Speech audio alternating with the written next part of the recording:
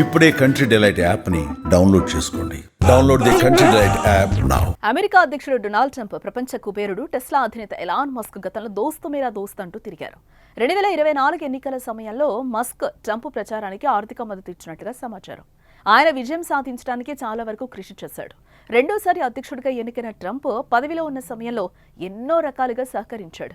Department of government efficiency DOGE ద్వారా ప్రభుత్వ వ్యయాలను తగ్గించే ప్రయత్నాలు చేశారు ఎలాన్ మస్క్. ఇప్పుడు కట్ చేస్తే 2025 ఫిబ్రవరిలో డోజ్ రాజీనామా చేశాడు ఎలాన్ మస్క్.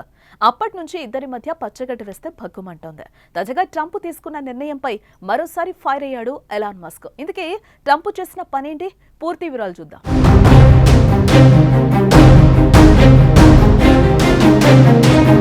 ప్రపంచ కుబేరుడు ఎలాన్ మస్క్ మరోసారి అమెరికా అధ్యక్షుడు ట్రంప్ పై అలిగాడు. గతంలో వీరి మధ్య వచ్చిన విభేదాలు 10 రోజుల పాటు సోషల్ మీడియాలో హల్చల్ చేశాయి.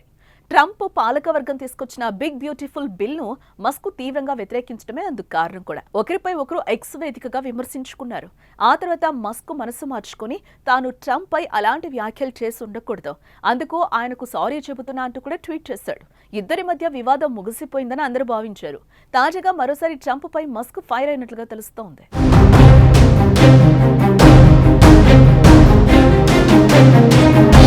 ఎలాన్ మస్క్ ఈ బిల్లుపై మాట్లాడుతూ ట్రంప్పై మరోసారి తీవ్ర విమర్శలు చేశారు.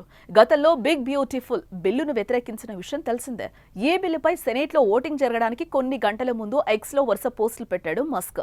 ఈ బిల్లు వల్ల అమెరికాలోని మిలియన్ల మంది ఉద్యోగాలను నాశనం చేస్తుందని అందులో రాసుకొచ్చాడు. ఈ బిగ్ బ్యూటిఫుల్ బిల్లు ఒక విధ్వంసకర చర్య అని మస్క్ వ్యాఖ్యానించారు. భవిష్యత్తులో అమెరికాలోని పరిశ్రమలను దెబ్బతీస్తోందని ఆరోపించారు. ఈ బిల్లు వల్ల అప్పుల భారం $5 ట్రిలియన్ పెంచుతుందని ఎలాన్ మస్క్ వెల్లడించారు.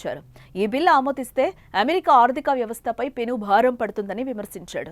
ఇదిలా ఉంటే ట్రంప్ తీసుకొచ్చిన బిగ్ బ్యూటిఫుల్ బిల్లుకు సెనేట్లో ఆమోదం లభించింది. ఈ ఓటింగ్ లో 51-49 తేడాతో బిల్లుకు ఆమోదం తెలిపారు. కాగా ఈ బిల్లుపై మస్క్ తో సహా డెమోక్రాట్లందరూ తీవ్రంగా వ్యతిరేకించారు.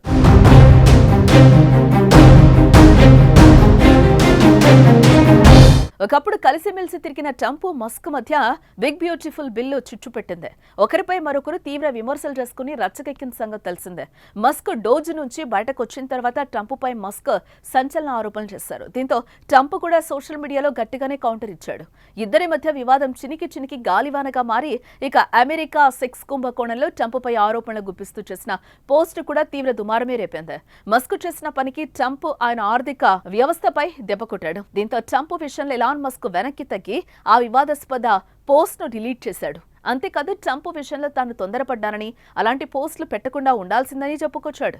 ఇది జరిగిన కొన్ని రోజులకే మళ్లీ ట్రంప్ పై వివాదాస్పద పోస్టులు చేయడం ఇప్పుడు చర్చనీయాంశంగా మారింది.